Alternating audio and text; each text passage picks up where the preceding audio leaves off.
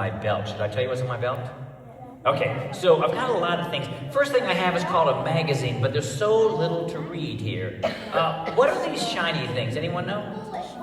Yes, they are bullets or rounds. These are 9mm rounds. A guessing game for you. How many of these shiny little bullets you think would fit in there? Who's got a guess? What's your guess? 8. It's more than 8. 14. 10. More than 10. 15. More than 15. One more guess and I'm going to tell you. It's less than 20. Okay, 17. So now we've got some smart little minds in here. Let's go for some math. 17 plus 17. I have 3 magazines. 2 right here. Where's the third one? In your gun. Ah, very good. In the gun. So now, 34 plus 17. 41. 41? 40. Okay, so 15 times 3. How much? Plus 6? 51. 51, not 41. Okay, good. Now, you've seen that I've taken the magazines out. Let's say right now an emergency happened. And someone was out there, doing something like with a gun. I had to go and save the day. And I forgot to put these back in the gun. And I ran out there and I took my gun out and I pulled the trigger. What's going to happen? Man, someone was here last year. Okay, what happens usually is I say, what would happen? And somebody says, nothing. And I say, uh-oh, because, what did you say? There's one on, man, don't be walking behind me looking at those magazines. You get me nervous. So one is already, here's the problem. I'm not going to do this, but if I took my gun out right now and I pulled back the slide, another round, another shiny one like this would pop out of the gun. And so this is what happens. Almost 100 children a year get accidentally killed with gun accidents because they find a gun and they think it's safe. Like maybe they do this, maybe they take this out and they go, okay, now it's safe. I'm going to play a trick on my brother and sister or my cousin or some friend or something. And they take the gun and they pull the trigger and the gun goes off. And they couldn't believe it because they didn't know that there is, like you said, there is one of these rounds in the chamber. And so I got to teach you some important rules around guns. First one is so intuitive, you'll know it without me saying it. If you ever see a gun, you open a drawer, you see a gun, rule number 1, don't what? See, I knew you figured it out. Don't touch it. Don't touch it. Okay? Rule number 2 is go tell and right. And rule number 3 is you treat guns like they're always loaded. Is this gun loaded? Yes. It is. Am I going to pull it out and point it at you? No, that would be very dangerous and I'd get in trouble, right? So that's not going to happen. Now, the thing that's tricky about guns is sometimes, who's seen what's in this case before? Okay, if you were here last time, I'm going to have you like this. Just kind of watch this time. Okay, just listen. Who's not seen this? Who's not had me speak to you before? First time you're seeing me, raise your hand. Okay, perfect. So we're going to play a game. If there's anybody who would know the difference between a toy, who would know toys better? Kids or adults? Man, kids for sure, Someone said adults, so you got an adult that really likes to play. Okay, so inside this case, I have some guns. Some are real, some are toys. Now, you're going to be safe, because even the real guns, I've got them in a safe condition, meaning there's no bullets, nothing's going to be loud, no one's going to get hurt. Okay, so we're going to be totally safe. But what I'm going to do is this. I'm going to show you a gun like this. I'm going to open this up, and I'm going to show you one of these like this. I'm going to go, bring it up, bring it down. Your job is this. You are going to say toy if you think it's a toy. You're going to say real if you think it's real. If you've seen this already, then you just be quiet and you just watch. The ones who haven't seen, I want to see how you do with this. Okay, here we go. Now, some of these, it's pretty obvious, you can tell. Like this one right here. Okay. Ready? Here we go. Toy or real? Say something if you haven't seen this before. Here we go. I'm going to get you to go over and sit down for a minute. I'm not pointing anything towards you. Okay, ready? Here we go. What's this? Okay, good job. Okay, ooh, yeah, here's another one. You gotta be careful with this. Okay, ready? Here we go. Okay, nice job. Okay, and, little cute one. Here we go. Boop. Nice. Okay, one more. Here we go. Ding. Excellent. Okay, most of you got them all wrong. Yeah, wrong. Because you guys said real, and this is a toy. Now, here's the thing. This is like metal. This thing is heavy as my real gun. But this is a toy. And let me tell you something. This gun could get you killed. Let me tell you how. Let's say you had a toy like this that looks so real, and you are playing with your friends. And instead of playing in the backyard, you're outside in the front yard running through the neighborhood. And you're pointing the gun, you say, I'm gonna kill you. And someone looks out in the neighborhood and they see this, and what do they think this is? Who do they call? Who shows up? And what's the police gonna say when they see you with the gun? They're gonna say, drop the gun. And what if you said, it's fake? What's gonna happen? You're probably gonna get shot. Has this ever happened before, that a police officer shot a child with a gun that looked real, and then that officer has to affect him the rest of his life and that family? So here's something very important. If you have a gun that looks, first off, parents, I wouldn't do this. I wouldn't get him a gun that looks real. But if you had a gun that looks real, like this is a toy, but it looks very real, you don't go outside and what? Play with it. That's right. Too dangerous. Someone could mistake it. Another thing you said this was real. Most of you said real. This is a toy. This is a toy, but it looks very real. But this is a toy. If you're outside doing this, again, same risk. Someone could think it was a real gun. Now this one, you said, was a toy. This is a real gun. This is a Larson. Okay? So here's one thing you need to know. Just because a gun is small and cute and pink, does that mean it's safe? No. This is a real gun. And I'm going to show you another real gun. This gun might be the most dangerous gun, because this one, you find this and you think it's a total toy. And they have things like this sometimes that look like a cigarette lighter. Have you guys ever seen that, parents? Where you pull the trigger and it has a flame go up? But this is not one of those. This is a 22. This is a real gun. You put a 22 in there, put this back, pull the trigger. That is a real gun. If you ever find a gun, even though it looks like a toy, rule number 1 is don't touch it. Right. Say it again. Don't what? Touch it. Right. Rule number 2 is go tell. No. Say it like you mean it. Tell and no. Right. And we're going to treat guns like they're always loaded, which means we don't point them at our family. We don't point them at our friends. Matter of fact, we don't point them at all, because number 1 is we don't what? Oh, you guys got it. Okay, so that's something. Good job on the guns. We learned something important today. Hold on to your thoughts. I want to get back to those questions. Okay, another thing I have. What's this? Walkie-talkie. Yep, because you can walk and you can talk, right? And then what's this other thing over here? Taser. So what does a taser do? Anyone know? Man, they've upgraded them now. It's not 2 metal poles anymore.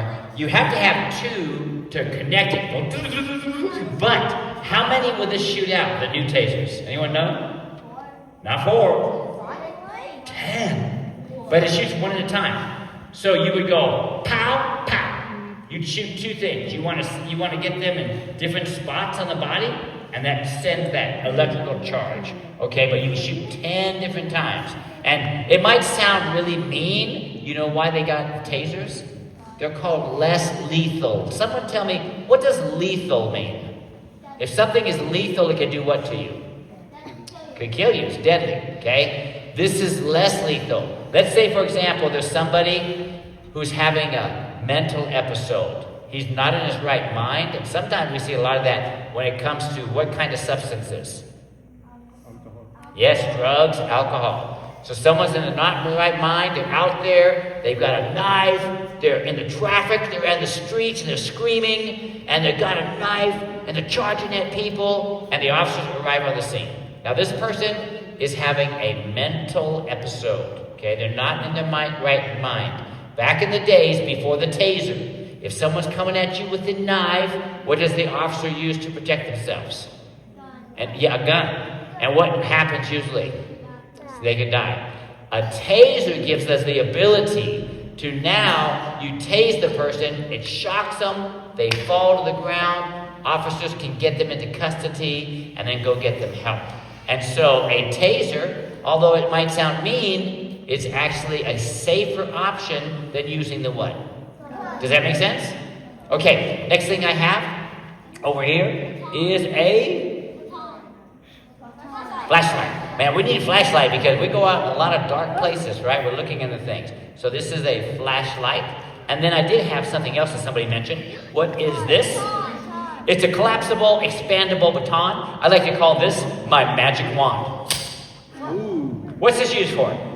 Hitting people? That sounds so mean. I've been using mine for music. Da, da, da, da, da, da. Oh, and I found it's great for scratching your back. But you're right, it is an impact weapon.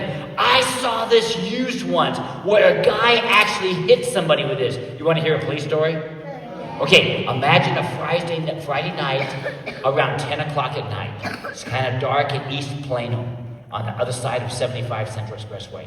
A car is swerving in and out of the traffic lane. They're supposed to stay between the lines, but they're swerving all over the place. What do you think we thought was happening? The driver had what? Yeah, too much alcohol. That's what happened. He didn't have too much alcohol. So the officer asked for a backup, and I became the backup. I got behind him. We put the lights on. Woo! Woo! And the car took off. And then all of a sudden, it stopped. Guy jumped out. He ran, and he got by some bushes. He turned around, and he put his hands up like he was going to fight the officer. Todd Plunkett was the officer. He took out his baton. He said, "Get on the ground now!" And the guy says, "I'm not going to jail." And he goes to hit Todd. And Todd delivered a strike the way we were trained. We were trained, you can't knock him on the head. Bonk! Because is this hard metal? If you hit someone in the head, what could happen? Yeah, you can hurt them really bad, so you can't do that. And so we were taught you can't hit them in the head. You can't hit them there. You have to hit them in the right spot. Here's the right spot. Above the knee, lower than the hip. Right here on this sweet spot, which makes your legs will collapse. Todd delivered the perfect strike. He reared back and he went, pow, and he hit him right here. And I thought, get ready to handcuff him because he's going to fall to the ground. But he didn't fall to the ground. He just stood there and pee-peed his pants. No, true story. I just saw this wet spot getting bigger. And then another officer who was 6'4", this guy was Jed Cloud. Jed Cloud ran right past me. He said, "Get on the ground!" And he tackled him down. And we handcuffed him. And I learned a valuable lesson that day. I learned, I don't care if you give me this. You know what I want? A 6'4" big backup officer. Oh, yeah. But this is an impact weapon, so that's true. And then we talked about the guns. Please don't do this. Don't go up to a police officer and ever touch anything on their belt. We're trained. Sometimes people will come up and put their hands and try to steal an officer's gun. So they train us how to trap the hand and maybe break their arm. So whatever you do, you're going to be around officers. We have officers in every school, right? But do not go up to a policeman and touch their belt. You can look, but don't what? It is a camera. So it is a camera. And this part's my microphone that goes to the walkie-talkie. So questions for me about the gear or anything? Yes? Why does it have a razor phone symbol on it? A razor phone symbol? That's the phone. Oh, that's kind of like a Motorola, huh? Yeah. I think Motorola did make the razor. Good for you. Okay, question. You know how That's the story. So I know when you're young, it's hard to know the difference, but a question starts with what kind of word? Why? Yeah, why? What else? How? When? Okay, so questions. any more, like, has anybody else used the phone? Oh yeah, there's been people now in Plano. Let me tell you how safe Plano's been for me. I just had my work anniversary, which means I just passed the day that I was hired. Guess how many years that's for me now? 29 years. So yeah, so excited. So I don't know how long I'm going to go. You know how young I am? Who's got a guess? I shouldn't ask this because now people say 100. No. So how old do you think I am? 29. Who said that? 49. Man, 29. Yeah. Man. 49. That's a good guess. Good guess. Yeah, 64. So I'm 64, and so I don't know. I'm thinking I might be getting close to retiring. Part of me thinks I might work for another 11 years. Till I'm 75. It just depends. If I can keep adding value and if I'm healthy enough, then I'm going to keep working. Okay, any other questions before I tell you some things? Yes? Oh, handcuffs. I forgot about those. So handcuffs. So you know, my son, when he was young, I'm talking like 4 years old, I came home one day, he was so excited. He was watching TV, and he sees me come in, and he goes, Dad, there's a policeman on the TV with handcuffs. Michael got so excited. Michael says, Daddy, do you have handcuffs? I said, yes, son, I have handcuffs. He goes, no, Daddy, do you have real policeman handcuffs? I said, yes, son, I'm a real policeman. He goes, oh, where are they? I said, they're in my handcuff case. And so I showed him. He got so excited. He went, ah! He said, Daddy, put the handcuffs on me, take me to jail. I said, son, we don't take 4-year-olds to jail. He said, please, put the handcuffs on me, take me to jail. I said, son, we don't take 4-year-olds to jail. And then he got mad. He said, Dad, use your imagination, like Barney. I said, oh, like Barney, okay. No, I didn't want to scare him, so I gave him the funny voice. I said, all right, Buster, you're in trouble, say. Now give me your hand. He gave me his hand. I put the first handcuff on. Then I put the second handcuff on. And then I told him, you can't get away now. I got you, Buster. Ah. And right in the middle of a good laugh, what was he able to do because his hands were so small? He did. He pulled his hands out. He took off running. Get me!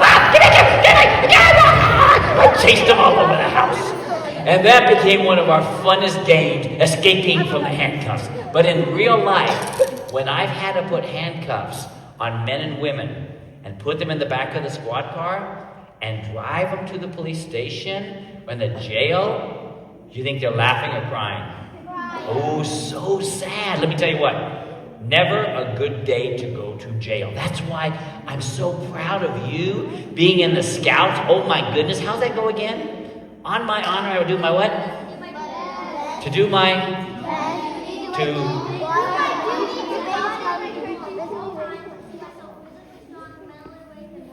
Ooh, what's a Scout law? A Scout is what?